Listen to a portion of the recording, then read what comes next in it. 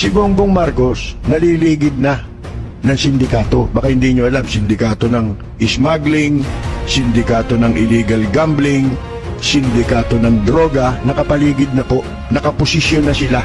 Inuumpisahan na si Bongbong Marcos, tambakan ng issue. Mga kaibigan, niyayanig na. Rapid fire! Bongbong bangag yan. Eto na, nagsisimula na po mga kaibigan.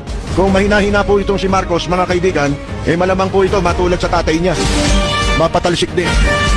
Sabi na sa inyo Ang unang tanong, pagka napatalsik ka, halimbawa, sino makikinabang? Yun ang tanong, di ba? Kaya sabi ko sa inyo, si Robredo, out of the question na yan. Wala naman siyang hinahabol na di ba? Alam nga naman kumampi ang kay Duterte. Yan ang bumaboy sa kanya, di ba? Sinasabi lang ho natin mga kaibigan, pag-uusapan natin yan kasi kitang-kita na mga ebidensya mga kaibigan pangitan-pangitan na ang mga hakbangin Ang tanong lang ngayon, may problema tayo. Tayong mga, hindi naman bumoto sa kanila, di ba? O tayong mga hindi sumuporta sa kanila. Kung dadating ang sandali, mga kaibigan, na si Bongbong Marcos ay patatalsikin. At alam na ninyo kung sino makikinabang unang-una. Yun ang problema natin ngayon.